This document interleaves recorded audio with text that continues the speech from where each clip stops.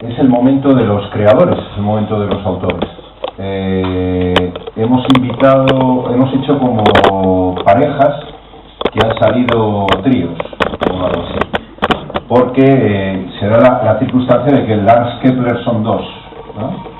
Aunque firman uno, son dos. De manera que bienvenidos. Bienvenido también Ulf Lindström. Y bienvenidos Lorenzo Silva y Fernando Martínez Laínez. Como decíamos al principio, la idea es que haya un mejor conocimiento y que haya la colaboración y el intercambio más grande posible. Esto es lo que vamos a tratar de conseguir.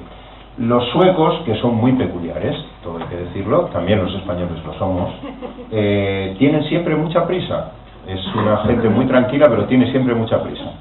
Entonces, ellos nos han pedido intervenir en primer lugar, cosa que hacemos con muchísimo gusto, pero también les pedimos que luego no se vayan corriendo después de hablar, sino que se queden un poquito, si puede ser, porque será bueno también que haya un intercambio de opiniones entre unos y otros. La idea es que haya una primera intervención y luego, si da para eso, que haya un intercambio de opiniones. Yo tengo unas cuantas preguntas preparadas que puedo poner sobre la mesa llegado el caso. Pero lo importante es que los que intervienen ahora tengan la entera libertad de expresarse exactamente como lo estimen oportuno, con esa presentación y con una visión de lo que para ellos es su propio trabajo y por tanto también la novela negra, que es lo que está en debate esta tarde. Empezamos con Lars Kepler. Yeah. Y who's the first? Ladies first? Ladies first. Okay. Ska jag ha mikrofon eller? Ja. Då kan jag väl börja säga att vi må ha bråttom ikväll. Det är jättetråkigt att vi utstrålar stress. Dagens småbarnsföräldrar med lapptäcke och livspussel och så vidare. Och så ska man ju skriva böcker däremellan. Som jag förstår det var rubriken kriminalromanen sedd av sina författare, eller så berättad av sina författare. Och om jag ska prata om kriminalromanen generellt, så är väl just nu det intressanta att det är en väldigt älskad genre som jag uppfattar det. Den är ju brutal, våldsam, hemsk, smutsig, ful, orättvis, men älskad. Och min enda teori om detta är väl just att den ger oss svaren på frågorna, att den också erbjuder berättelsen om hjältemod, som jag tror är väldigt fascinerande för oss människor. Vill herr Kepler säga någonting? Jag vet inte, jag håller med här. Som vi ser genren så trots är det en väldigt optimistisk genre. Som Alexander pratar om så är det ju en hel del våld och mörker i genren, men till skillnad från verklighetens våld och mörker så erbjuder ju en kriminalromanförfattare lösningar. Vi får svaren. Förövarna stoppas. Och det är ju något som är väldigt ovanligt i verkligheten. Vissa hävdar ju att en stor del av svenskarnas intresse, stora vurm för den här genren, kriminalromanen, började egentligen ordentligt i och med att vår statsminister Olof Palme mördades här i Stockholm. Och att alla började spekulera, varenda svensk spekulerade kring hur det kunde ha skett, vem som var skyldig och så vidare. Och vi har fortfarande inte fått något svar, men på så sätt blev nästan varenda svensk en kriminalromanförfattare, åtminstone i tanken. Jag vet inte, för oss så, som författare, för mig och Alexandra, så har den här genren varit väldigt påtaglig i hela vårt liv. Det finns en stark tradition i Sverige som kanske verkligen tog sin fart med Sjöwall Wahlöö på 60-talet eller kanske till och med. Och sen egentligen bara har följts vidare. För Sjöwall Wahlöö gjorde något väldigt intressant. De förändrade, tycker jag i alla fall, vi-genren som från början var det handlade väldigt mycket om en nästan aristokratisk vad ska man säga, övermänniska som hjälpte polisen att lösa fallen. Han smutsade egentligen aldrig ner sig. Lite av Sherlock Holmes-traditionen så. Men Sjöwall Wahlöö förde in berättelsen i verkligheten. Det blev en samtidsberättelse. Den blev smutsig. Den blev viktig för vanliga människor, för alla människor. Man kunde verkligen identifiera sig med det som hände. Där tar nog den svenska traditionen verkligen fart. Och sen har det egentligen följt vidare, bara gått vidare i det här spåret tills någonting väldigt intressant hände enligt oss. Och det var ju Stieg Larssons ingång i det hela. Där han gjorde något nytt. Han förde in mycket större berättelser, mycket vildare berättelser. Och han förde framförallt in vad vi kallar ett thrillermoment. Han gjorde det ordentligt. Det vill säga, ett thrillermoment för oss är skillnaden mellan att den traditionella kriminalromanen i Sverige var ett brott har begåtts och sedan får man följa polisutredningen tills brottet är löst. Men thrillermomentet innebär att de inblandade, de personer man bryr sig om, också utsätts för brottets fara. Det vill säga, de måste kämpa för sitt eget liv för att klara sig. Det var vad Stieg Larsson förde in, och det var egentligen där Kepler började. Om vi då ska hoppa över till hur vi betraktar våra böcker. Svår fråga förstås. Det står nog inte på tillräckligt långt avstånd från dem. För att sen vi började skriva, vi kom ut med Hypnotisören 2009. Och sen dess har vi bara fortsatt att skriva. Vi har själva som i en thriller sugits in i våra böcker. Och vi hittar ingen väg ut än så länge. Men det är väldigt roligt för oss. För att vi är ju då filmtittare. För oss började tanken på berättelsen om ett brott med att vi tittar på film. Och eftersom vi inte gör film utan skriver böcker, vi hade ju alltså egna författarskap innan vi började den här genren. Så vi skriver böcker. Så försökte vi föra över. Vi försökte föra över det vi älskar i film, i böcker. Och då det innebär bland annat att vi skriver i presens. Eftersom för oss är film här och nu, det är presens medium.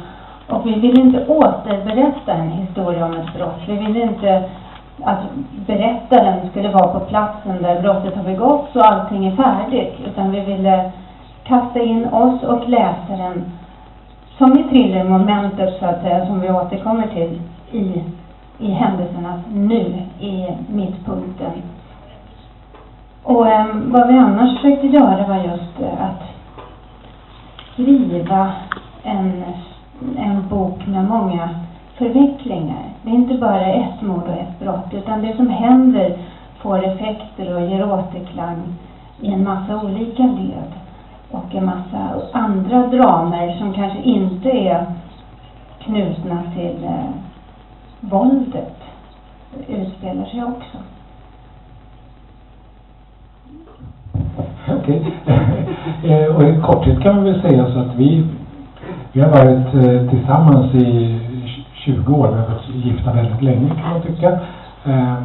Och vi gör nästan allting tillsammans.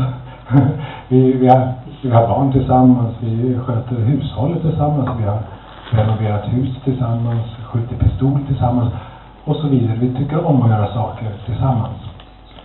Och eftersom vi är författare, jag har varit författare i över 20 år nu, så tyckte vi att vi borde kunna skriva ihop. Det kändes orimligt att vi skulle behöva sitta i den här författarens ensamhet som det faktiskt är, när vi är så vana att dela allting. Så vi har försökt ett antal gånger att skriva böcker tillsammans. Men det är barnböcker, vi har försökt skriva pjäser till och med för teatern, men vi har alltid bara bråkat, vi har blivit arga på varandra. Om Alexandra har strukit något som jag har skrivit så jag har blivit sur och vice versa. Så att vi behövde hitta en form för att kunna skriva. Och en sak var att byta genre, och vi var väldigt sugna på den här genren, kriminalromanen. Det andra var att skapa en ny författare.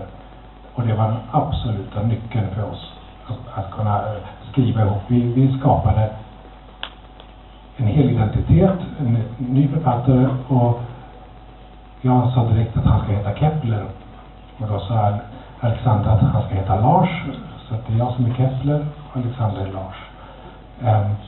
Och i och med det att vi skapade den här nya författaren så har vi sen bara kunnat skriva.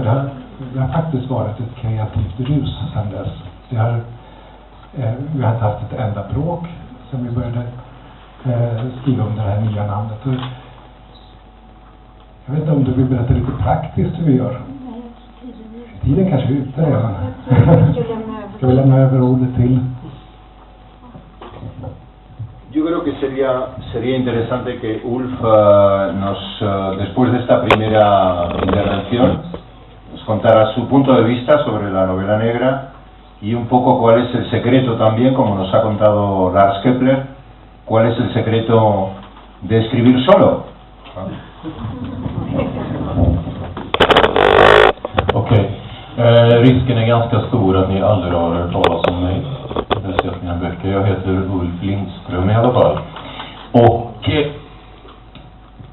jag är mycket hedrad att sitta i det här sällskapet naturligtvis. Det är väldigt roligt att vara här. Och jag funderade ganska länge på vad det var jag skulle prata om. Och tänkte att det jag kan tillföra här det är då debutantperspektivet. Jag är debutant. Jag har dessutom, och det här är ganska unikt, jag har debuterat 2 gånger. 1985 så kom jag ut med en novellsamling som blev väldigt, väldigt väl mottagen. Och jag fortsatte skriva noveller, jag skrev teater och sen skulle jag skriva romanen. Och då gjorde jag det. Och sen skrev jag en till, och sen skrev jag en till, och sen skrev jag en till. Och fick svar från mina förlag att du skriver jävligt bra, men inte tillräckligt bra. Du skriver inte tillräckligt intressant. Saken var ju den att i ungefär samma veva så träffade jag en oerhört ond kvinna i mitt liv. Hon gjorde mig med barn och gjorde mig dessutom lycklig, vilket innebar att jag fick ett liv utanför författarskapet. Jag slutade mer eller mindre skriva till dess att mina barn blev tillräckligt vuxna. Så då sa jag till rikets första dam, min hustru, att nu är det pappas tur. Och det tyckte hon det var okej. 4 år får du på dig, sa hon. Tack, sa jag. Och vad som hände då, det var att jag kunde komma tillbaka till någonting som jag hade tyckt varit oerhört fascinerande när jag var yngre. Nämligen att jag visste att jag hade förmågan att gå in i, ni kallar det för ett kreativt rus, trans, flow-upplevelse, när man helt och hållet försvinner in i sin egen värld och sen kommer ut ur den här världen med ett brinnande behov av att få tala om vad som händer där inne. Så för min del så har det ju då alltid funnits 2 likvärda verkligheter, och i den ena är jag och i den andra är jag Gud. Och det är en liten aning mer intressant. Hur som helst, när jag då skulle börja skriva igen så tänkte jag så här att jag ska inte skriva en roman, jag ska skriva någonting så får vi se hur det blir. Och jag började skriva scener, jag skrev repliker, jag skrev miljöer. Och jag hade inget budskap, jag hade ingen form för det här. Förrän jag började tänka i krimtankar. Jag tänkte det kanske är en kriminalroman jag håller på med. Och där någonstans hände det här, jag vet inte, är det någon som har sett en film som heter Terminator 3? Ja. Det finns en fas där banditen är splittrad i metallflisor. Och så småningom så smälter han och kommer samman mer och mer. Och plötsligt finns ett monster. Det var så för mig faktiskt. Och det här är mitt monster. Den här kan ni alltså inte köpa. Det här är originalmanuskriptet till min roman. Romanen heter En god man. Romanen heter från början Äcklet, men jag upptäckte att namnet var tydligen redan taget, så att jag var tvungen att släppa det. Och plötsligt, alla de förlagen som hade refuserat mig tidigare och de 6 jag skickade in till, så fick jag 4 svar. Yes! Och då kan man ju naturligtvis tänka sig att jag hade börjat skriva oerhört mycket bättre. Det är naturligtvis inte så. Utan vad som hade hänt var att jag hade hittat vägen till Krim. Och alla vägar går till Krim i Sverige. Det ska ni ha klart för er. Om man är duktig på kriminalitet så kan man få hjälp av ett förlag. Och så blir det en kriminalroman. Om man är en duktig författare så kan man, redan etablerad författare, så kan man börja skriva kriminalromaner, gärna under pseudonym då till exempel. Så har man en ny kriminalförfattarskap. Nybörjare som jag väljer att skriva kriminalromaner för att förhoppningsvis få en läsekrets och kanske kunna skriva någonting annat senare. Eller också förälskar man sig så i genren, vilket jag har gjort, att man vill stanna kvar. I vilket fall som helst så hamnar jag i den situationen att det fanns en stor svensk deckarflora. Jag måste förhålla mig till den. Svenska deckarförfattare, krimförfattare, jag tror man kan jämföra detta med det som vi kallar för det svenska musikundret. För Sverige har exporterat oerhört mycket populärmusik. Precis som musikerna så har vi författare, vi har giganter framför oss. Musikerna har ABBA. Vi har, ge mig några namn, berömda svenskar. Sjöwall Wahlöö, tack så mycket. Håkan Nesser som vi hörde tala om. Man kan backa, vi har Hjalmar Söderberg, vi har Selma Lagerlöf, vi har Astrid Lindgren. Jag vet inte om ni har tänkt på det när ni läser Stig Larsson och Fanken eller Pippi Långstrump. Men dessa giganter som vi har framför oss, vi kan ställa oss på deras axlar. Det har vi med oss. Plus att vi har en väldigt liten hemmamarknad. Vi måste ut utanför Sverige om vi vill sälja stora upplagor. Det innebär att vi måste skriva i någon form av anglifierad genre. Och det här är krim. Krim är jättebra för oss. Och vad jag såg när jag skulle börja skriva, det var att det finns en viss likriktning i den svenska kriminalfiktionen. Till exempel, det är alltid med en konstapel som har personliga problem på ett eller annat sätt.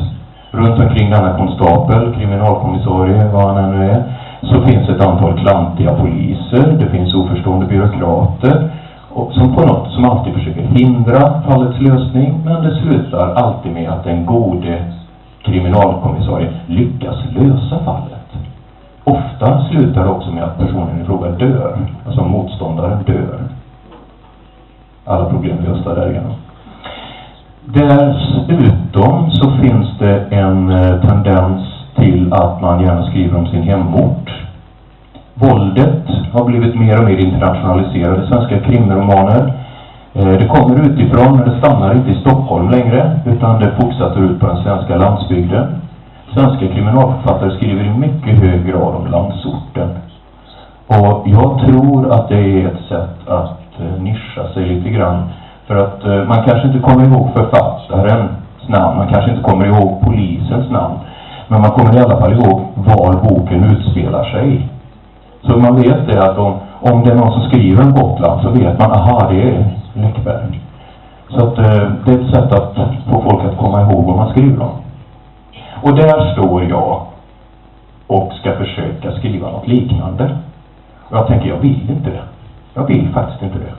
Det enda jag vill ta med mig in i mitt författarskap, det är det faktum att man kan skriva om sin hemstad. Och det gör jag. Jag skriver om en liten stad som heter Borås, som ligger ungefär 60 kilometer öster om Göteborg. Vi brukar säga att Göteborg är Borås Pireus. Våran hamnstad, de håller inte med. Vi brukar besegra dem i fotboll, då blir de ännu mer förbannade. Men jag bestämde mig i vilket fall som helst att jag ska inte ha någon kommissarie med. Jag ska inte skriva om ett pågående brott, utan jag skriver om ett brott som redan har hänt. Och efter det så ska då man försöka förstå varför har brottet begåtts. Inte who done it, utan why done it, för att prata engelska. Egentligen så gjorde jag den här analysen bara under ungefär 37 sekunder. Sen slog det med att jag kan inte hålla på och skriva med hjärnan. Jag kan inte medvetet förhålla mig till andra författare, utan jag får göra det jag är bra på. Jag är ganska rolig, jag har ett väldigt bra språk. Och jag kör på det. Och jag har tydligen nu skrivit en bok som är annorlunda allt det mesta som skrivs. Bland annat, som sagt var, det är inte så där väldigt mycket grovt våld i det. Det finns ingen person som egentligen är god eller ond. Och det har blivit omdiskuterat. Språkligt sett så har den blivit ganska speciell. Det är en bok som vimlar av könsord och semikolon. Så att om ni inte gillar semikolon så ska ni inte läsa den. Men framförallt så tror jag att det har blivit en bok om män. Om manlighet, om män och mäns ansvar i världen. Vi har haft ganska mycket kvinnoböcker i Sverige. Kvinnans plats i samhället, kvinnans dilemma. Det här är mannens dilemma som ligger uppe här. Jag har skrivit en bok om en mördare som träffar sin advokat. Mördaren är en man med en historia, ett förflutet. Advokaten är en man som förhoppningsvis har en framtid. Och jag tänker så här, om nu mördaren berättar för advokaten vad som har hänt, hur kommer då den här historien, att lyssna på den historien, att påverka advokaten? Hur kommer den att påverka läsaren? Kommer man att förlåta och förstå mördaren? Och om man gör det, har man förändrats som människa då? Det var tydligen ett väldigt stort och svårt dilemma, kanske alldeles för svårt för att ta upp i en kriminalroman. Jag märkte när boken kom ut så blev den inte recenserad alls. Det var tyst. Jag hade hoppats att vakna en morgon och så gå ut med darrande steg ner till kiosken och köpa en massa recensioner. Och jag gick med darrande steg ner till kiosken och det fanns inte en recension. Därför att det här var ju spänningsroman, det var ju en kriminalroman och den är inte tillräckligt fin då för att recenseras. Jag blev lite besviken, naturligtvis. Senare så var det tal om att man skulle utse eller ge pris till en person, en ung författare som var på väg åt rätt håll. Det är tidningen Vi som delar ut ett pris. Och jag fick det priset, ett snabbt av dem. Dessutom så hörde jag snacket runt omkring. Och juryn hade sett det som ett problem att det stod spänningsroman på boken. För de tyckte den var alldeles för bra för att kalla spänningsroman. Och jag tyckte det var lite bisarrt. För att som jag ser på det här så hela världslitteraturen från Gamla testamentet och framåt är historier om brott och brottslösning. Syndafallet, Kain och Abel etc. Vidare hela historiska böckerna i Bibeln. Kung Oidipus, pjäsen, är inget annat än en stor deckarberättelse. Så det faktum att man skriver om brott, att det skulle hindra att man gör en bra litterär produkt, det är naturligtvis ren rappakalja. Det visade sig sen också att när jag väl hade fått det här priset, att när jag var accepterad och lite finare, då kom recensionerna. Då skrev de stora svenska tidningar om den här boken. Jag tror att det här med kriminallitteratur, om man ser det som en massmarknadslitteratur, så får vi vara lite försiktiga. För vi kommer åt en massa människor, vi talar till en massa människor. Och dåliga kriminalromaner, de är fördummande. De sprider människoförakt och de sprider enkla lösningar och relativt sjukt sätt att se på rättvisa.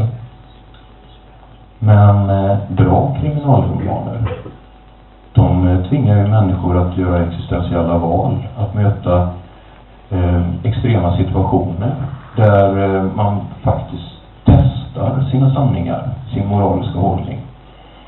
Mycket av den moderna människans möte med existentiella frågor sker via kriminallitteratur och kriminalfilmer.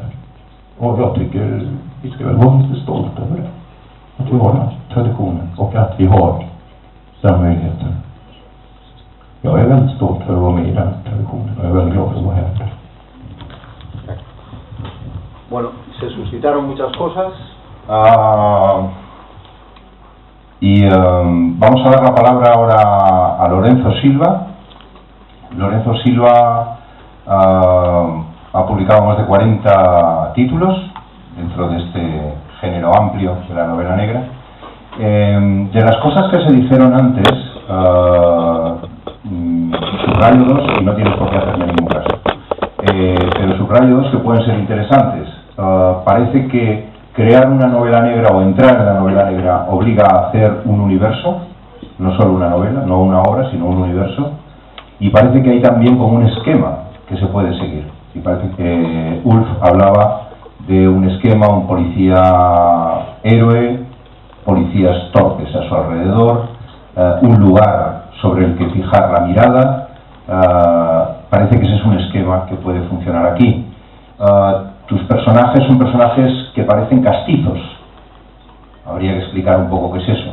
Sin embargo, son novelas extraordinariamente internacionales, es decir, han tenido muy buena acogida en muchos lugares.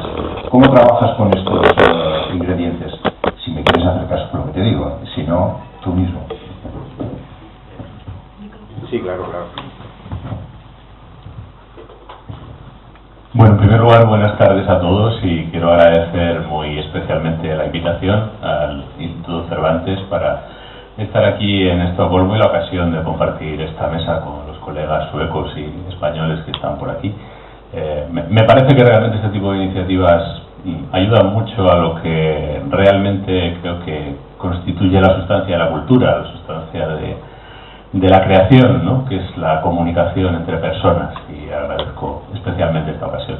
Bueno, yo quería decir varias cosas sobre lo que ellos han dicho y también intentaré abordar las cuestiones mezclándolo todo y sin pasarme de 8 o 9 minutos, ¿no? Es curioso porque yo no me considero un autor de novela negra. De hecho, solo una pequeña precisión a la presentación. He publicado 40 libros, de los que creo que son poco más de media docena los que se dedican al género negro. De hecho, es una parte minoritaria de mi producción. Es el hecho cierto que es la parte más conocida, con bastante diferencia de mi producción. Pero creo que puedo contar una historia diferente de la historia de los colegas suecos, y es interesante ver cómo, cambiando de lugar, a veces cambia el cuento y a veces incluso las cosas van al revés, porque es lo que yo puedo contar personalmente. Yo empecé a escribir literatura hace mucho tiempo, llevo 32 años escribiendo historias, era muy pequeñito realmente cuando empecé. Y tardé bastante tiempo en escribir novela negra. De hecho, yo creo que la primera novela que puedo considerar negra la escribí cuando llevaba 12 o 13 años escribiendo literatura narrativa. En mi caso, escribir novela negra fue muy diferente del caso de mis colegas suecos. Cuando yo empecé a escribir novela negra, allá a comienzos de los 90, no estaba escribiendo una novela que se inscribiera en un género de éxito en España. Todo lo contrario. Estaba escribiendo un tipo de novela que en ese momento gozaba de un favor muy limitado por parte del público, gozaba de un respeto prácticamente nulo por la crítica académica y tenía un interés escasísimo por parte de los editores. De hecho, lo pude comprobar cuando, terminadas las novelas, las llevé a los editores.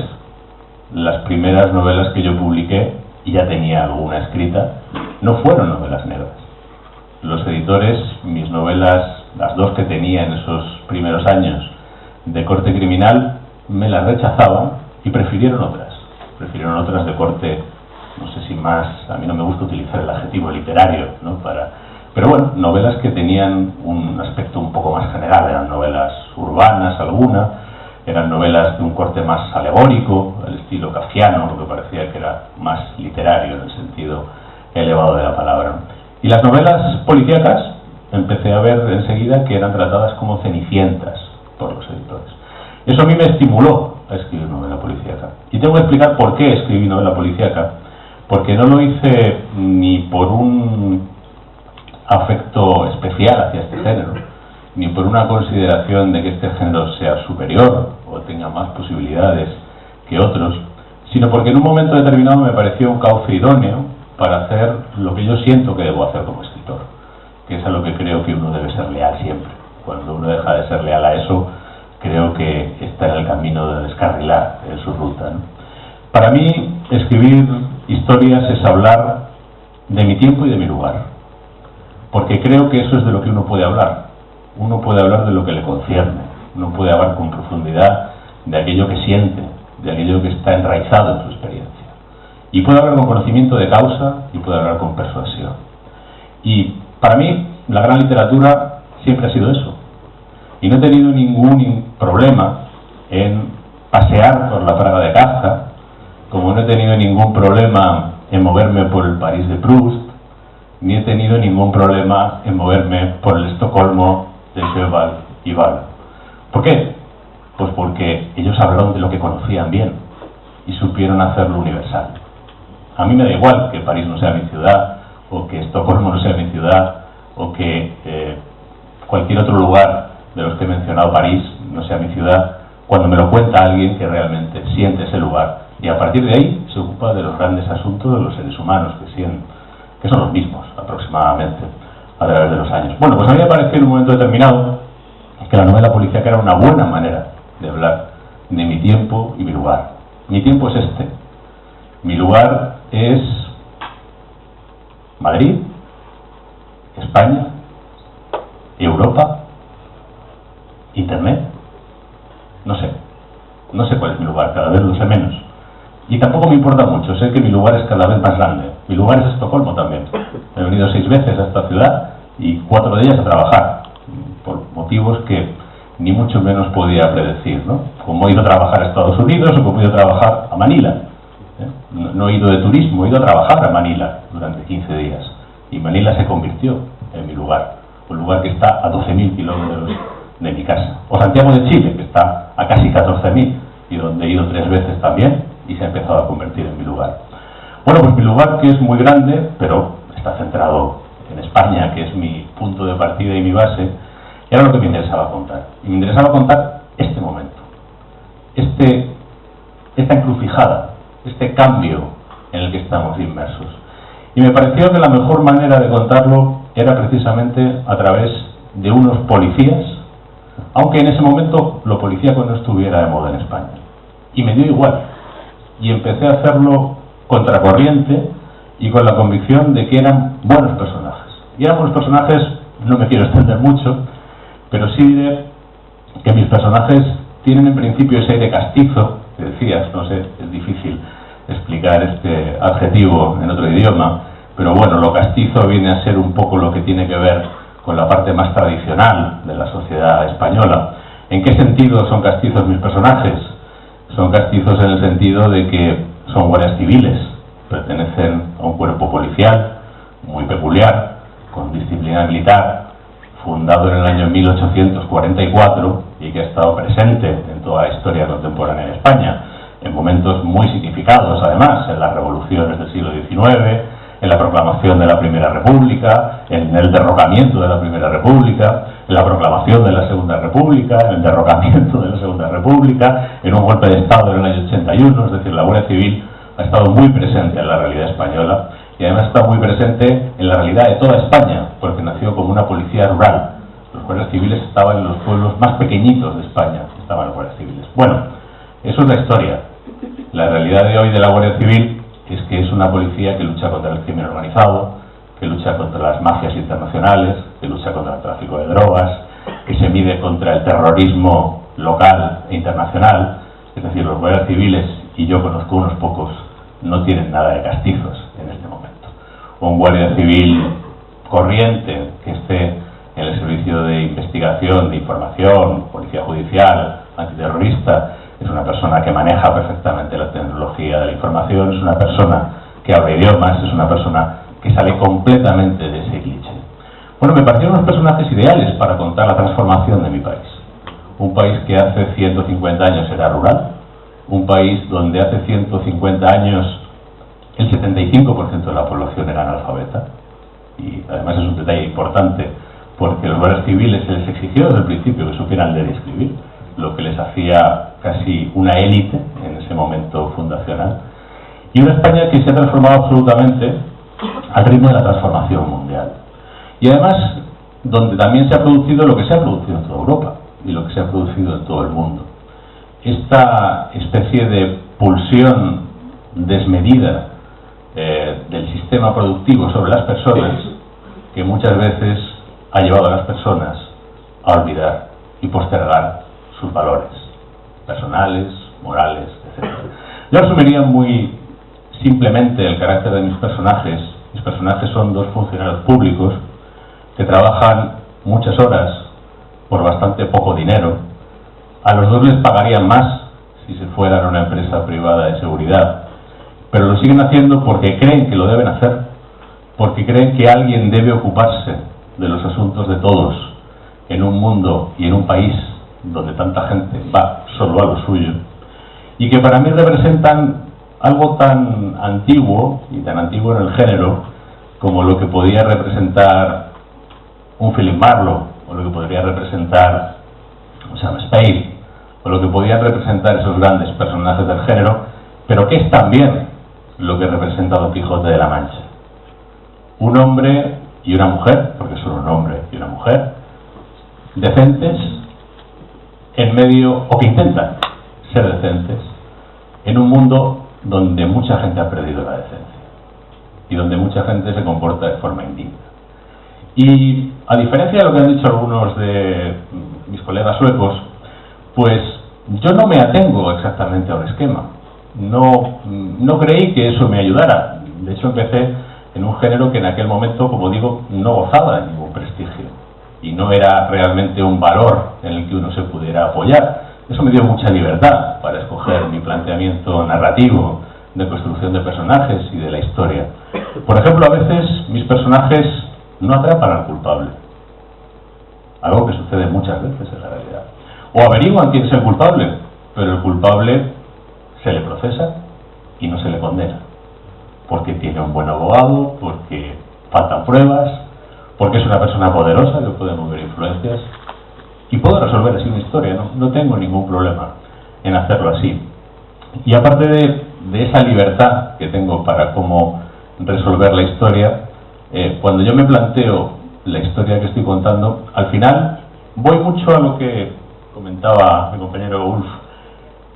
Voy a tratar de entender más bien que quién lo hizo, por qué lo hizo, cuáles son los mecanismos que desencadenan el mal en la sociedad, cuáles son los mecanismos que hacen que las personas dañen a otras, al margen de su maldad o bondad, en la que creo relativamente poco.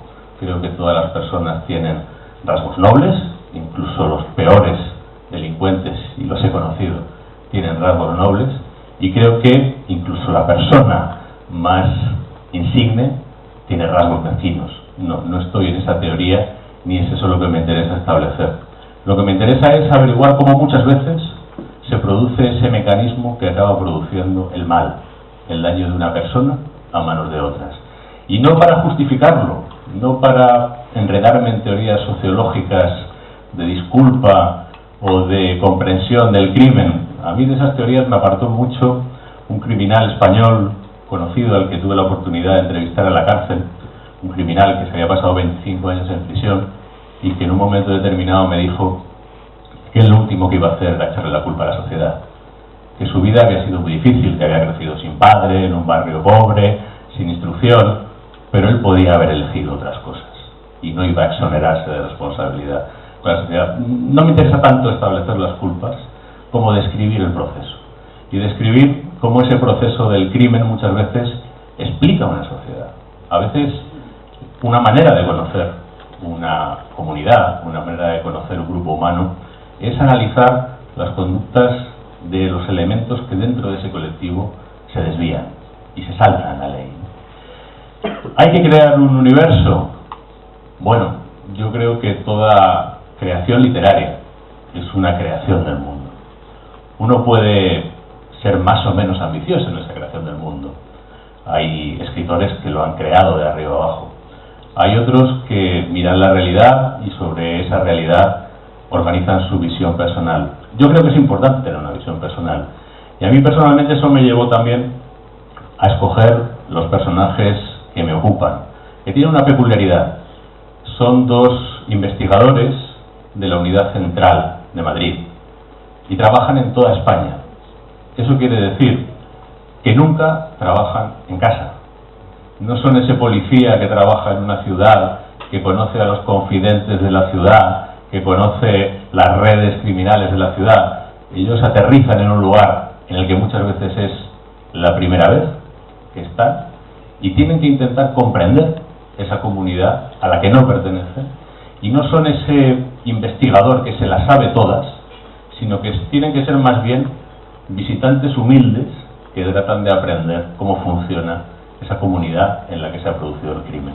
Y eso me ha permitido, paradójicamente, contar creo que mejor lo que es la sociedad española, porque tengo un margen de maniobra que no tendría si mi policía fuera un policía urbano, fuera otro tipo de cuestión. En definitiva, resumiendo y sintetizando, yo estoy muy de acuerdo con lo que decía Raymond Chandler cuando le echaban en cara que la novela policíaca era una novela menor. Creo que esa es otra discusión para el día. Él lo que decía muy sencillamente es que un libro no dependía tanto su calidad o su valor del asunto que tuviera, y hacía un chiste. Se han escrito muchos libros muy malos sobre Dios, que es el asunto más importante. Lo que importa es quién es el que escribe el libro, qué es lo que tiene dentro para escribir. Yo añadiría qué es lo que busca y pone en ese libro. Muy bien, muchas gracias.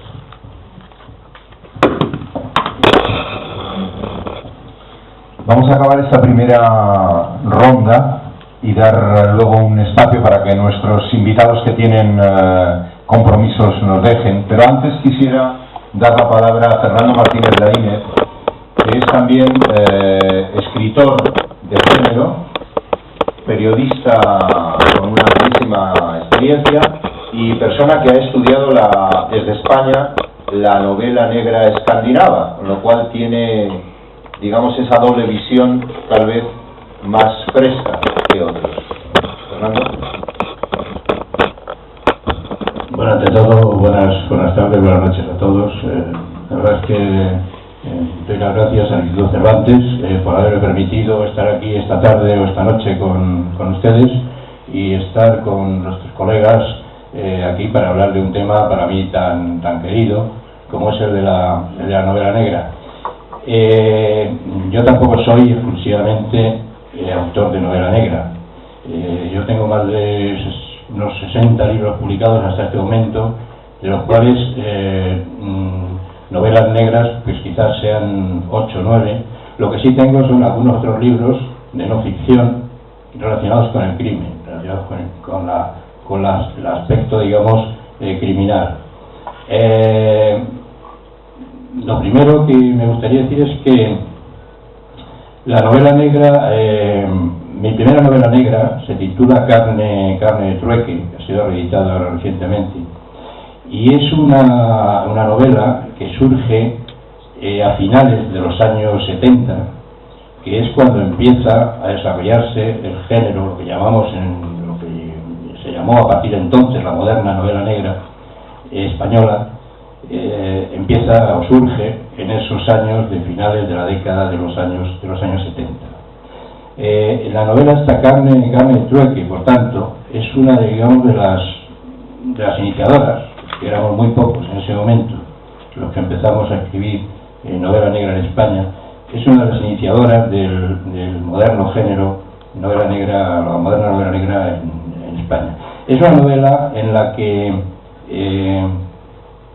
se añade un ingrediente que es el incluir a dos protagonistas, dos personajes importantes de la novela, que son espías, son agentes secretos y que por una serie de circunstancias, los dos son españoles y tienen que venir al Madrid de ese momento, que era el Madrid de los inicios de la transición.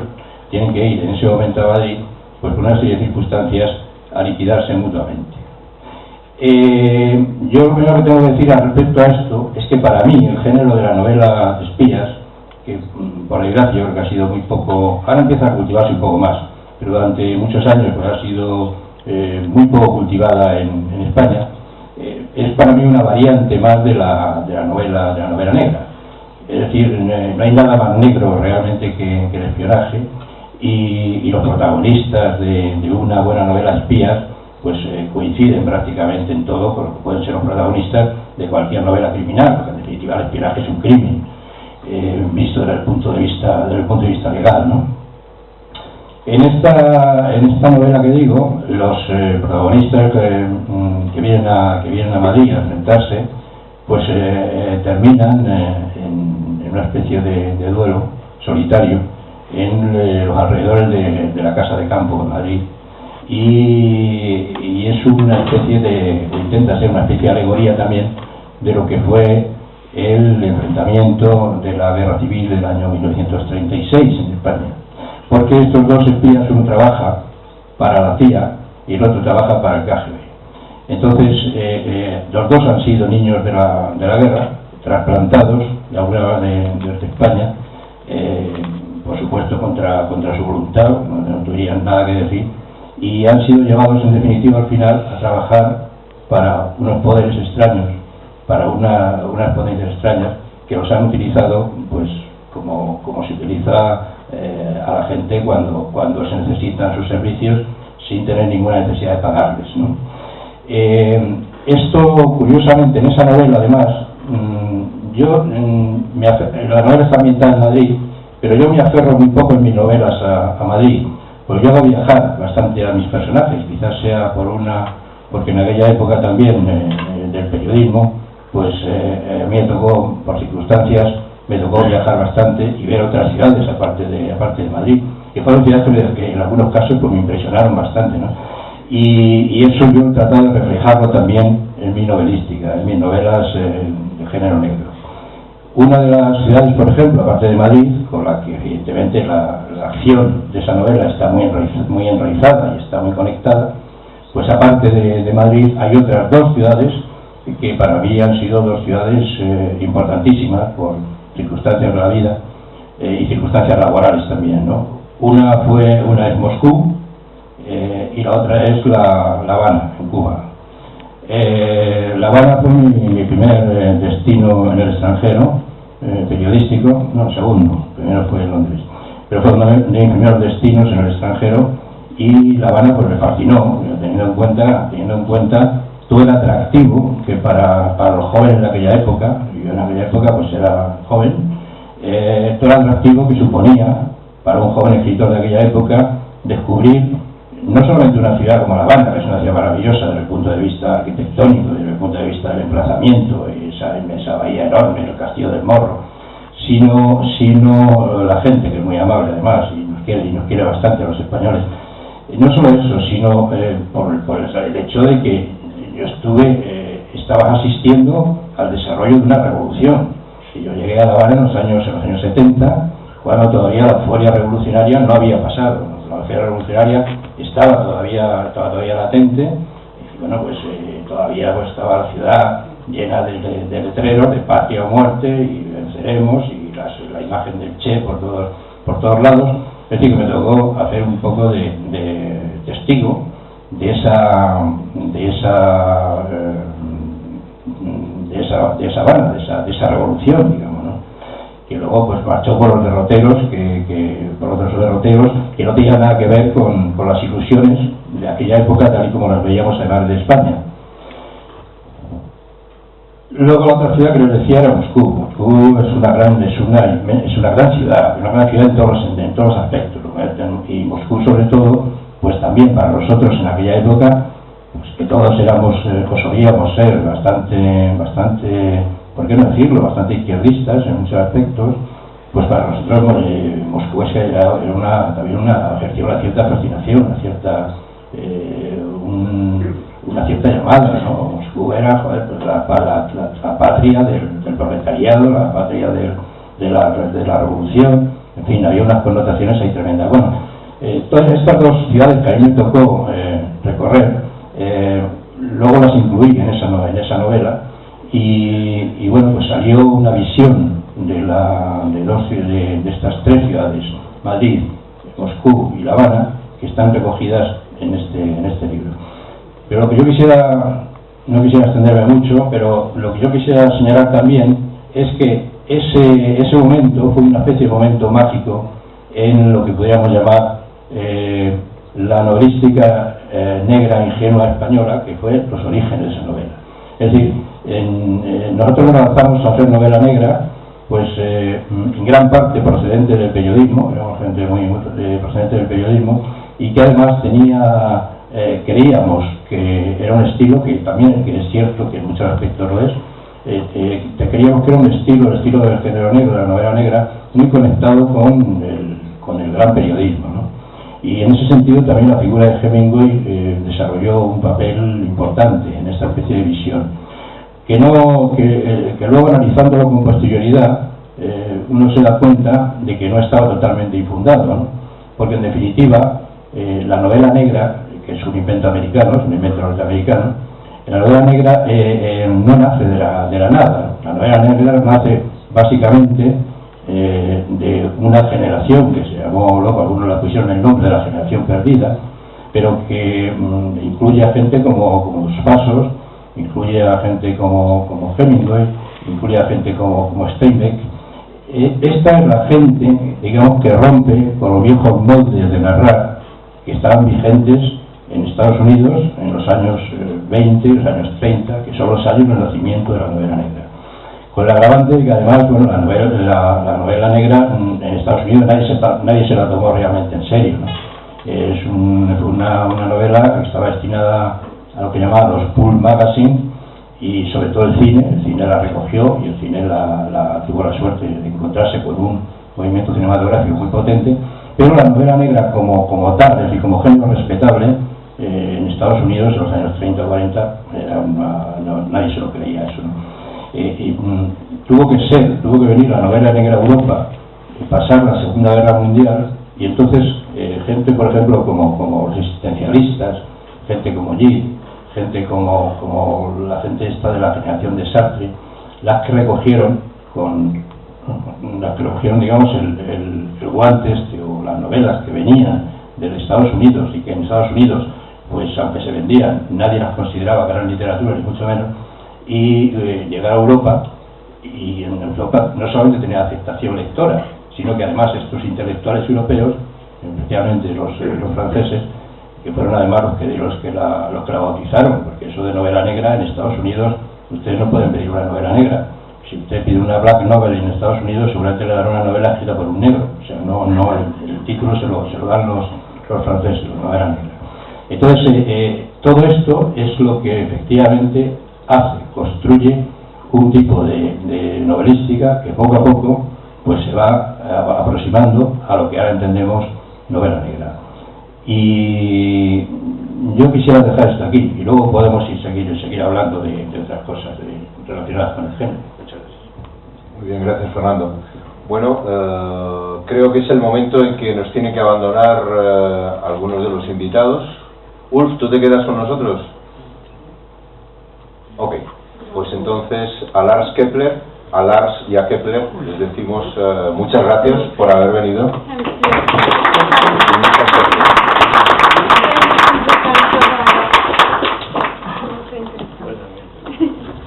So follow igual, está Cuando excelente. está.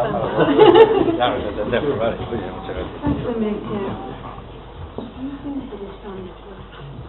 Alexander. Bueno, vamos a juntarnos un poquito, ¿no?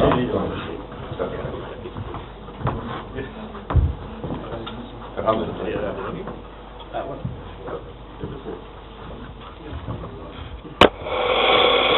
bueno, vamos a pedir al público, ¿no?, que formule las preguntas que estime oportunas y si no hay alguna pregunta, pues nosotros mismos nos animamos, ¿no? Pero en fin, allí veo que hay una persona que quiere intervenir y te tengo que dar este micro.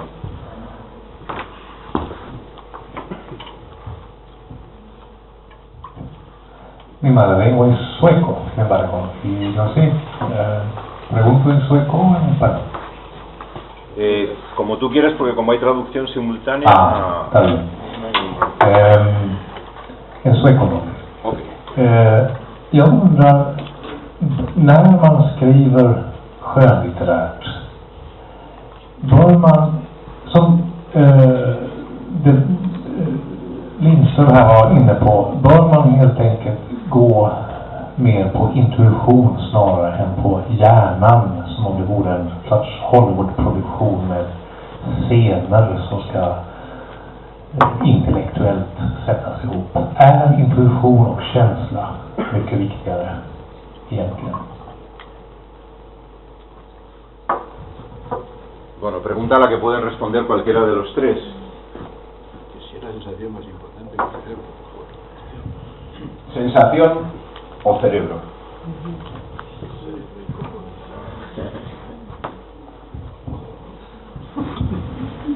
Sensación de cerebro, buena pregunta. Bueno. Y la pregunta es si pongo más sensación que el cerebro al escribir. Esa es la pregunta. ¿O cuál es? Intuición. Intuición. Sí. Bueno, yo pienso que básicamente hay que escribir con el corazón. Si uno escribe con el corazón, realmente, aunque escriba bien, yo creo que tiene menos valor, tiene menos mérito. Porque en definitiva, escribir con el corazón supone escribir con sinceridad. Y la sinceridad es fundamental en un autor. O sea, un autor con el estilo puede engañar fácilmente, si domina el estilo bien, puede engañar fácilmente al lector. Pero en el sentido de que se ve claramente que eso que está diciendo no se lo está creyendo. Entonces, para que un autor permanezca mínimamente, yo creo que lo menos que se le puede exigir es la autenticidad. La autenticidad quiere decir no engañar al lector, mostrarse tal y como es y, en definitiva, pues decir lo que realmente siente, no lo que un público más o menos entrenado o domesticado espera que diga el autor, ¿no? Eso supone, obviamente, que la mayoría de los grandes autores pues, han ido a contrapelo, porque en definitiva en muchas ocasiones han ido en contra de los gustos de ese público, pero esos son los autores auténticos, y esos autores que algún día pues seguramente dejarán huella, y los que han dejado huella. Lo demás, digamos, el escritor que escribe simplemente pensando en la cabeza, como digamos, pensando en el marketing, pensando en lo que en definitiva le piden los lectores, lo que le pide el editor, lo políticamente correcto en ese momento, todo ese tipo de cosas, pues eso evidentemente yo creo que tiene poco futuro. Tiene poco futuro, aunque de momento pues suponga una gran cantidad o mucho éxito para ese autor y suponga a lo mejor muchos lectores, ¿no? Y suponga pues incluso mucho dinero, no lo sé. Bueno, o sea, en cualquier caso, la cabeza también por supuesto es importante, es decir, con el corazón solo no se puede escribir, obviamente, ¿no? Son como digamos dos patas de o dos pilares que están sosteniendo un puente o están sosteniendo una construcción. Yo creo que como he dicho antes, el sentimiento es más importante que la cabeza, pero la cabeza también es decir, el corazón solo, si con el corazón solo no se controla la escritura y en definitiva no se sabe escribir, pues el corazón no sirve tampoco, solamente el corazón, ¿no? Entonces, bueno, pues son ingredientes sine qua non que la única condición que se le puede pedir a un escritor es que sea sincero, es decir, que sea coherente consigo mismo y que realmente lo que está escribiendo, lo que escribe, sea realmente lo que él siente de verdad, no lo que siente que debe escribir. Y ahí es donde hay en ese truco, digamos, o en ese desfase de decir lo que en realidad no se siente, es donde en definitiva yo creo que hay muchos escritores que corren el riesgo de patinar y que de hecho pues patinan y han patinado, ¿no? Pero en definitiva cuando el escritor no es sincero, la larga se nota siempre, se nota siempre porque el discurso que no, aunque esté bien elaborado y bien hecho y tal, suena hueco. Eso es una cosa que, bueno, no sé, quizás es una apreciación que depende también del oído del lector, ¿no? Y pero yo creo que al final esa especie de máscara termina cayendo de una manera u otra. Nada más. ¿Podéis condensar esto? A mí, para responder esta pregunta y otras muchas relacionadas con la creación literaria, me resulta muy útil la idea de que la literatura es un acto de comunicación y creo que sustancialmente es un acto de comunicación. ¿Eso qué quiere decir? Que tienes que tener algo de comunicar y tienes que encontrar un modo de comunicarlo eficaz. Y me parece que en esos dos planos se sitúa el corazón y la cabeza. Creo que ese algo que tienes que tener que comunicar lo seleccionas con el corazón y hasta diría algo más. Lo seleccionas con las tripas, con el corazón y las tripas. Y lo diriges al corazón y las tripas del lector. Si no, no hay nada que comunicar. Si no, estás en un lugar común, estás en un cliché, estás en algo ya sabido. Para eso no hay que intentar una comunicación tan tensa y tan ambiciosa como es la comunicación literaria. Si no hay algo que te hayas arrancado tú de las tripas y que sientas que es propio, a lo mejor erróneamente, pero si tú sientes que es propio, tienes algo que comunicar. Si no, no tienes nada que contar. Puedes copiar o mimetizar lo que ya han contado otros. Ahora bien, tienes que llegar a ese lector. Y para establecer el cauce por el que vas a llevar tu material al lector, es fundamental la cabeza. Es fundamental la cabeza. Y no para calcular qué es lo que más conviene decir o cómo mejor conviene contar una cosa, sino para encontrar la manera más efectiva de trasladar de la forma más íntegra y más convincente posible eso que tú quieres comunicar. Que muchas veces te llevará a escoger una forma de comunicación que a lo mejor no es la convencional. Y la elegirás con la cabeza, porque será tu cabeza la que te está diciendo que esa forma de comunicación menos convencional, aunque a mucha gente pueda parecer lo contrario, es la más eficaz para contar lo que quieres contar. Y ese es el juego que yo creo que tienes que hacer, porque no puedes renunciar a la comunicación. Porque si tú escribes simplemente, de forma torrencial, lo que tu corazón y tus tripas te dictan, corres el riesgo de que no te entiendan, corres el riesgo de que no convenza, corres el riesgo de que no esté articulado de forma que otro lo pueda hacer suyo. Jag kunde inte sagt det bättre själv. Fast på svenska. Jag skriver med hjärtat. Jag skriver med hjärtat och redigerar med hjärnan. Första akten handlar om mig och det jag skapar. Och om jag tycker att det är tillräckligt bra så vill jag kommunicera. Och då behöver jag hjälp av någon som visar hur kommunikationen fungerar. Som ger mig en möjlighet att välja att behålla det jag skriver. Eller skriva på ett annat sätt och gör klart för mig vad det här valet består i. Det valet gör jag sen med hjärnan. Men skriver, det gör jag med hjärtat, utan tvekan. Och andra delar av kroppen. Hay una pregunta allí. Aquí hay una pregunta. Yo le quiero preguntar a usted, porque tengo mucha curiosidad, conozco las 3 ciudades que inspiraron tu novela, que son ciudades mágicas, ¿no? pero a su vez cada una de estas ciudades tiene lugares antonomásicos, ¿no? Y a mí me interesa saber si la novela se desarrolla en lugares muy concretos que se pueden formar como una especie de paradigma entre esos tres lugares. No sé, me imagino Leninski, Trostiek, Moscú, la Castellana, la Rampa en La Habana. O sea, son las ciudades están de manera abstracta en la novela o son zonas muy concretas de las tres ciudades donde se desarrolla la historia y que se puede hacer como una especie de puente entre esos tres lugares. Me interesa que hable un poco sobre eso. Sí, no, en el caso de esta novela, las ciudades están descritas detalladamente, digamos, porque están pisadas un poco y por recuerdos vividos y por situaciones concretas. Entonces, en Madrid, por ejemplo, bueno, pues la zona en que transcurre, pues es básicamente la zona que se llamaba, se sigue llamando, ya menos, la Costa Fleming, que fue el final de la Castellana, la Casa de Campo, que es donde termina la novela, y luego, digamos, los aledaños de la zona esta de Recoletos, Castellana, y el barrio de Chapelín. Y luego en el caso de La Habana, el Vedado básicamente es la zona, porque era la zona, bueno, yo como corresponsal extranjero entonces trabajé para la agencia de prensa EFE, que era la agencia de noticias española, pues sigue todavía siendo la agencia de noticias española.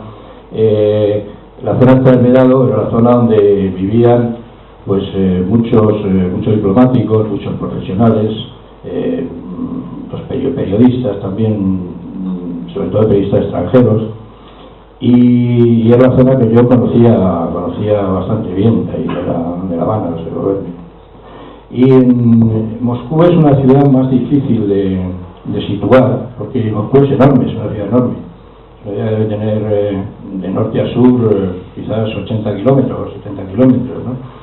Entonces, y además, claro, Moscú es una ciudad que es lo más opuesto que puede haber a La Habana desde el punto de vista urbanístico casi, y sobre todo desde el punto de vista de la configuración humana de la ciudad, porque Moscú es una ciudad de grandes avenidas, rectilíneas, muy anchas, que se pierden con otras avenidas y que terminan en unas afueras infinitas, y esto es lo más opuesto que hay, digamos, a esa especie de colmena que es colmena cálida, que es La Habana, sobre todo La Habana Vieja, donde la gente pues se habla a gritos y se roza y está siempre comentando todo lo que se le ocurre y de una manera muy espontánea. Digamos, en Moscú se puede uno pasear durante horas sin que nadie te hable ni tú hablar con nadie, y además no tienes tampoco ni siquiera la posibilidad hasta de meterte en un café, o en aquella época por lo menos. Estoy hablando de la época de los años 70, 80. No tenías la posibilidad de meterte en un café para tratar de entrar en calor y para tratar de a lo mejor hablar de cualquier cosa con la persona que estuviera sirviendo.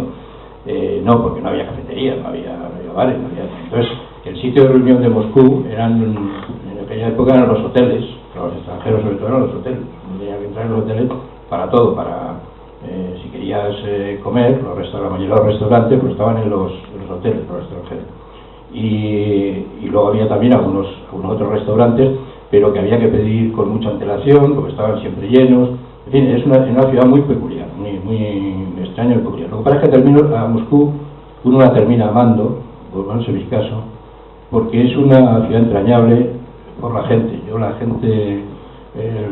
El ruso además es una persona que quiere mucho a España en general y a los españoles.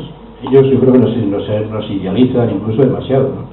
Entonces todavía tiene una visión muy romántica de España y de los españoles, todo esto incluso de la guerra civil y de que luchamos contra Napoleón igual que ellos, y pues la Goya, este tipo de siglo de oro se lo conocen perfectamente, perfectamente, se lo conocen muy bien, y entonces tiene una visión de España española, digamos, muy idealizada en ese aspecto, ¿no?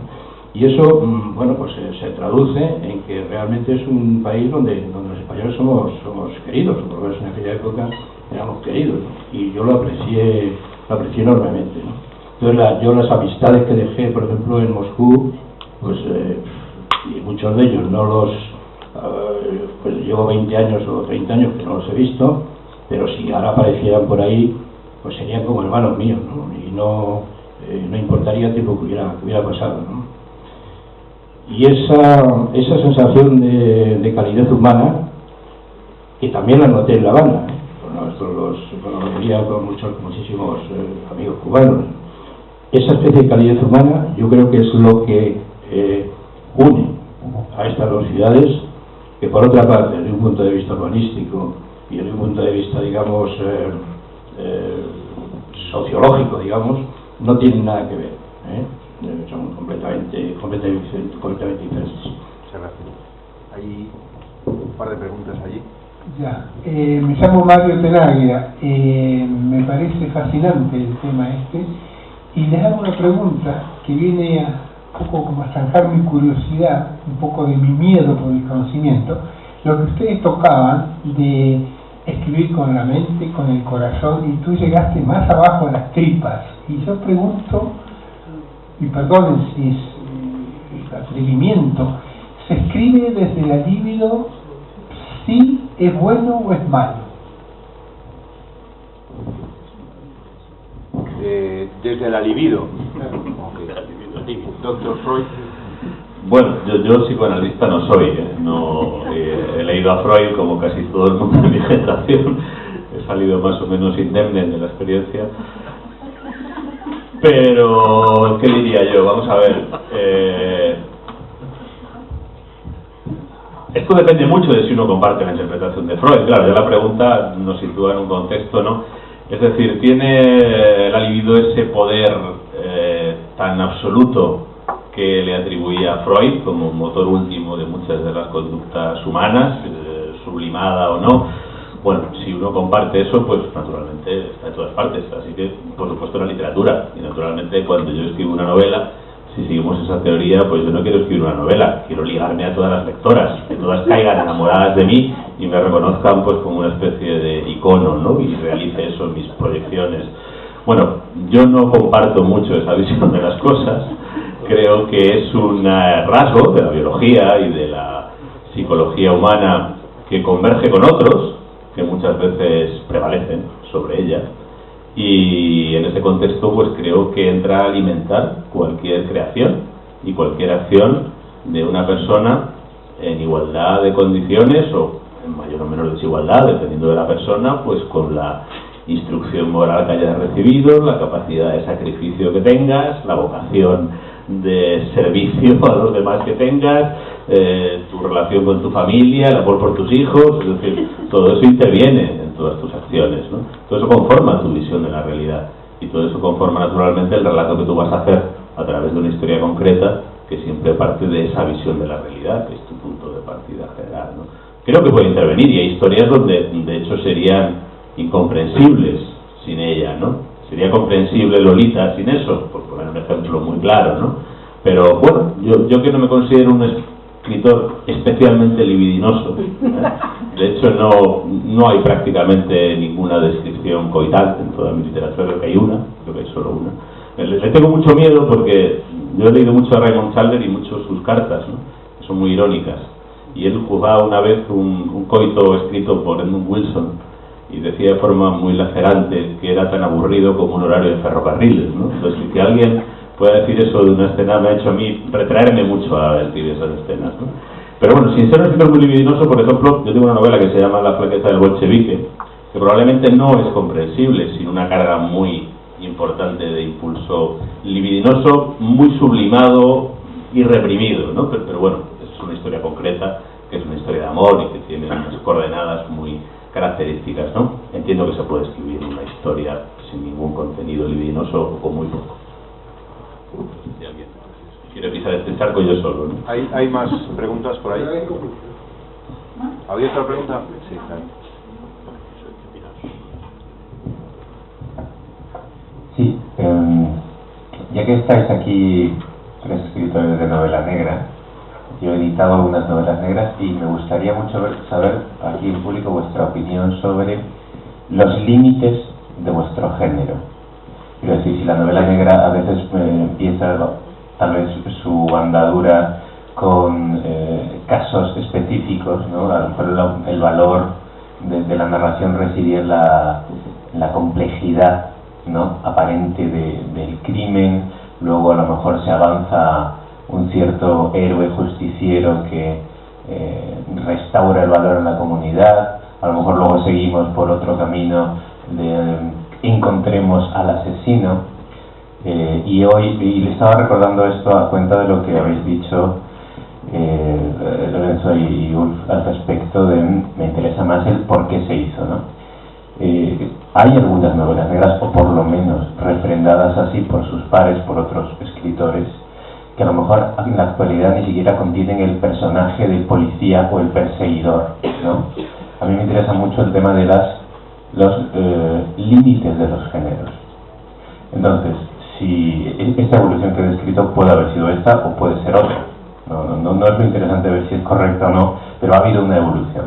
Me gustaría, si pudieseis decirnos en vuestra opinión en qué límite estamos, es decir, hasta dónde se ha desarrollado el género y a partir de qué momento, en vuestra opinión, tal vez ya no es negra, ya no es criminal o sorprendentemente sí lo es, y sorprendentemente se puede hacer una novela negra sin perseguidor del crimen. Que la verdad es que esta es la pregunta del millón, que nunca resuelta, ¿no? Siempre que empieza o casi siempre que empieza un congreso de novela negra o alguna ponencia, siempre se pregunta uno por esto de la definición de novela negra, qué es la novela negra y tal. Pues yo creo que esto nos llevaría aquí a debatir durante horas, y además sería muy bonito, pero no tenemos tiempo. No, yo después de darle muchas vueltas al tema y haberlo debatido así en plan de amigos, con colegas y tal, yo llego a la conclusión de que la novela negra básicamente es una atmósfera, es una mirada. Es en definitiva un ambiente, pero sobre todo una mirada. Es decir, para que haya una novela negra no hace falta ni siquiera que exista crimen, ni que exista sangre, ni que exista... basta con que exista, digamos, una especie de amenaza latente, de amenaza constante, de ambientación ominosa que rodee las acciones de los personajes, ¿no? Entonces, eso para mí es el ingrediente fundamental de una historia negra, que puede ser tratada de muchas maneras. Esa es el ingrediente. Luego ya, matizando un poco más, te diría que hoy día se escribe muy poca novela negra pura. Yo creo que la novela negra ha entrado en un periodo de mestizaje. Entonces es muy difícil encontrar a alguien que escriba novela negra pura. No sé, al estilo, por otra parte, sería, yo creo, una repetición bastante inútil. Para mí, uno de los grandes fallos de la novela, de los inicios de la moderna novela negra española, precisamente estuvo en que fuimos demasiado miméticos, copiamos demasiado, digamos, a los clásicos norteamericanos, ¿no? Fundamentalmente.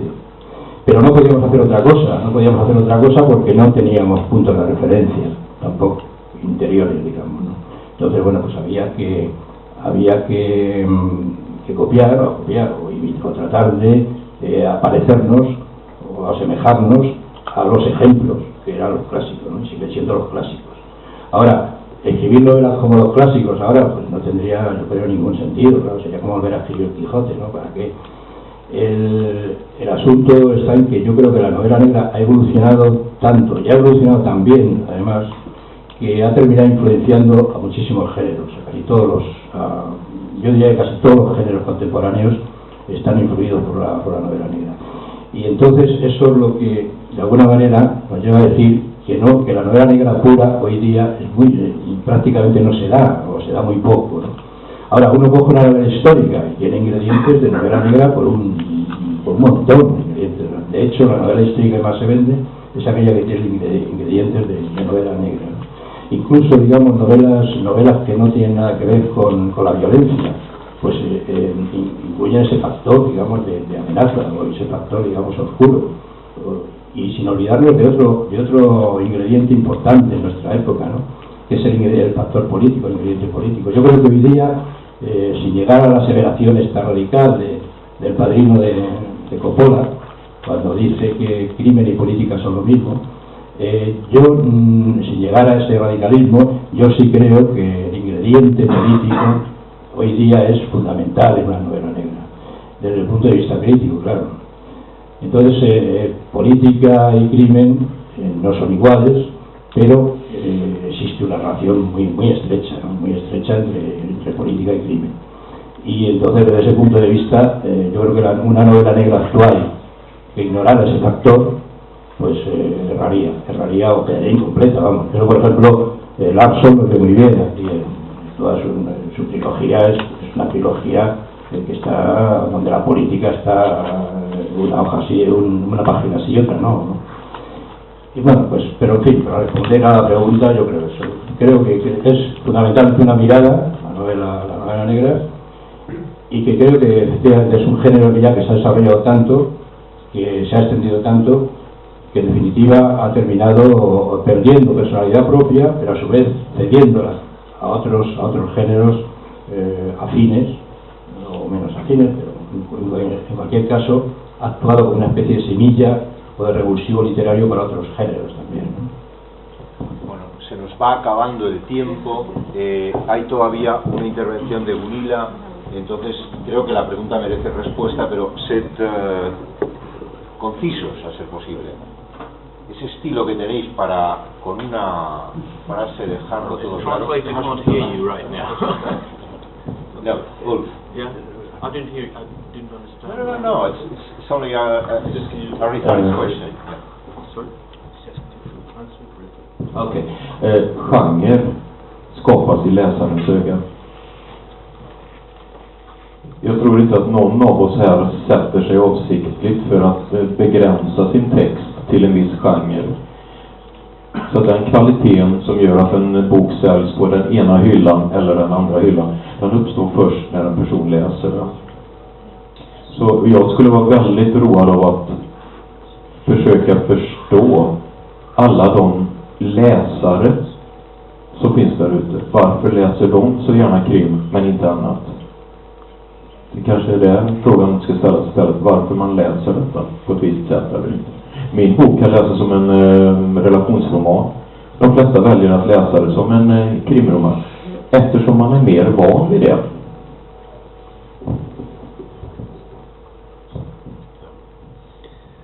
Bueno, la verdad esta pregunta es potencialmente inmensa. Reduciéndola mucho, estamos hablando de una convención. Y además es una convención que no tiene legislador. Es una convención que establece el público.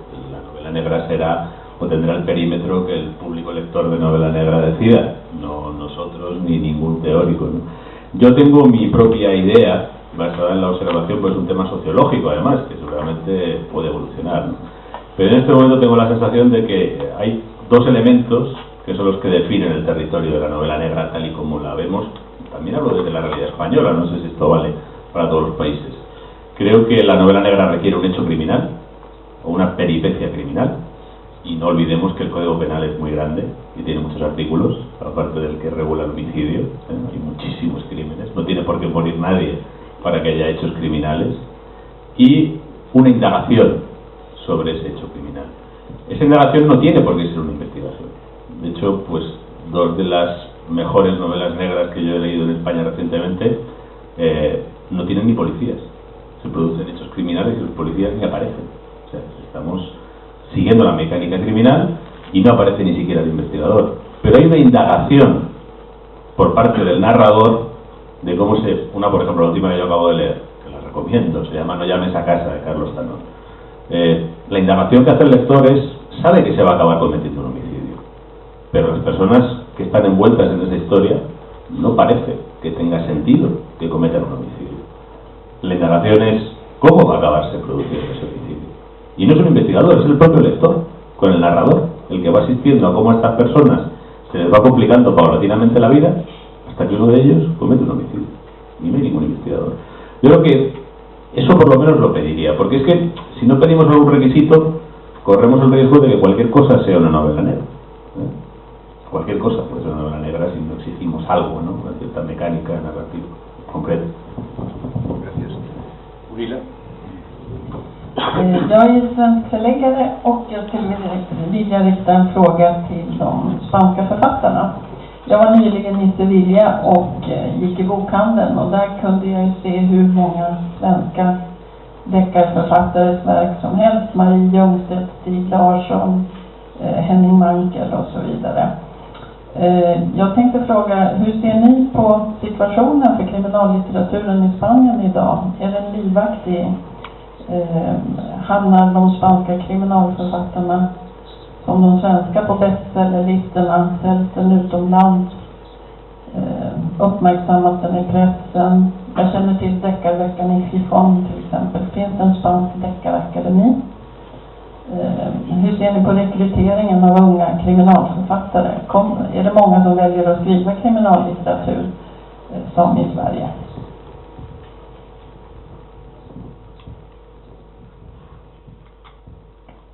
Pues yo creo que la novela negra en España está en un momento de transición, en mi opinión.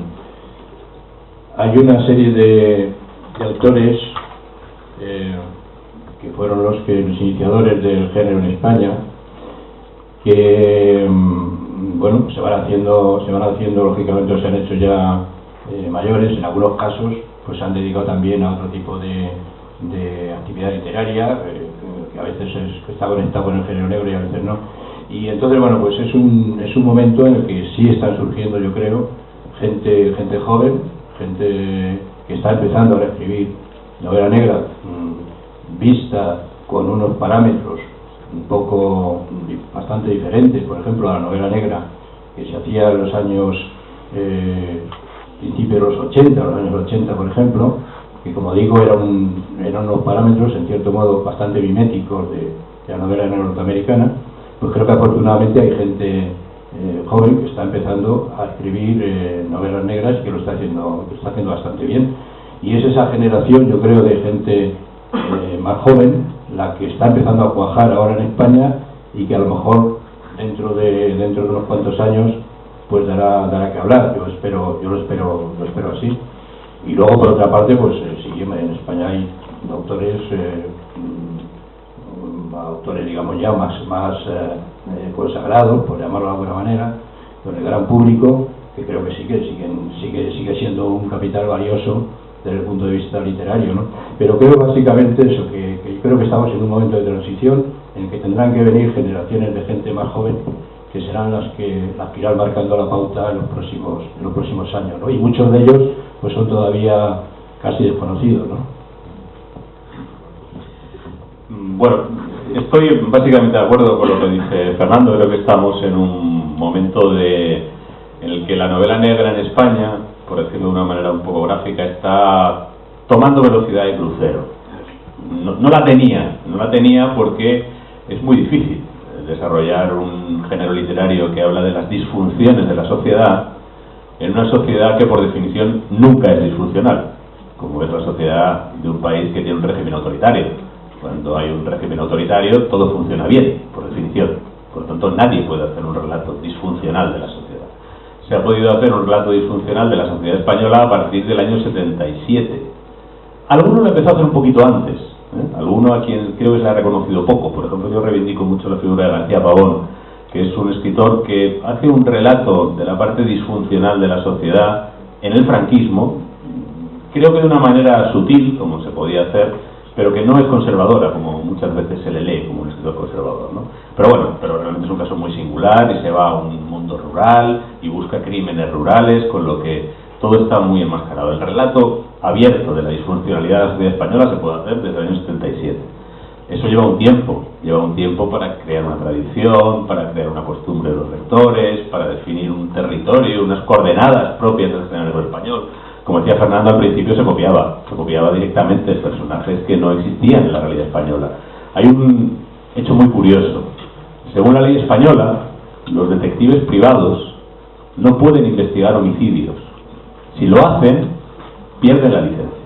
Se les puede retirar la licencia, porque la ley española prohíbe la investigación privada de delitos perseguibles de oficio, como es el homicidio. Bueno, pues hay un montón de detectives privados en las novelas españolas, personaje absolutamente imposible. Y voy a poner un ejemplo, otro ejemplo contrario que me concierne. Hasta que lo empecé a hacer yo, no había ningún novelista en España cuyo protagonista fuera un guardia civil, que es el cuerpo policial que tiene jurisdicción sobre la fracción más amplia del territorio español. Es decir, la mayoría de los crímenes, la mayoría del territorio español, está cubierta por la Guardia Civil. Bueno, pues ese cuerpo policial no aparecía en la literatura, directamente. Hay unas razones más complejas, ¿no? Cómo una policía ligada a un régimen autoritario evoluciona a una policía democrática que no vigila a los ciudadanos, sino que protege sus derechos, ¿no? Esto se ha podido empezar a hacer ahora, cuando han pasado 30 y tantos años desde el cambio de régimen. Y luego, pues, también tenía que asentarse creativamente, artísticamente, ¿no? Yo creo que este es el momento en el que eso se empieza a producir, en el que están apareciendo, por ejemplo, escritores con una primera o una segunda novela, gente de entre 30 y 40 años, bastantes, que creo que están haciendo una novela negra bastante bien acabada, bastante adaptada a la realidad española, que ya no está mimética, ya no copia servilmente a los norteamericanos, y que tiene un éxito de ventas, sí que lo tiene. Sí, bueno, yo puedo poner mi caso, yo he conseguido que algunas de mis novelas, varias, estén en la lista de los más vendidos, pero solo con las novelas negras. He sido 1, 2 o 3 de la lista de los más vendidos. Mis novelas no negras nunca han sido 1, 2 o 3 de la lista de los más vendidos. Muy bien, pues con esta buena noticia que hay futuro para la novela negra y que además se puede llegar al número 1 en el top de ventas, creo que es una buena noticia. Y que no es negro el futuro. Vamos a acabar la jornada de hoy. Mañana por la mañana hay un encuentro entre editoriales y por la tarde tenemos una visión que nos van a ofrecer de cómo se hizo la edición de Millennium, que puede ser interesante, y otro debate entre escritores en el que también estarán los que ahora están aquí, un poquito más allá, pero que aquí estarán. Con lo cual, si quedaron cosas por decir, mañana se podrán seguir diciendo. Muchas gracias, Saúl, por venir esta tarde aquí con nosotros. Creo que mañana no estará con nosotros porque es persona también con la agenda muy ocupada. Muchas gracias y muchas gracias a ustedes por haber venido aquí, por supuesto. Mañana una nueva cita. Gracias.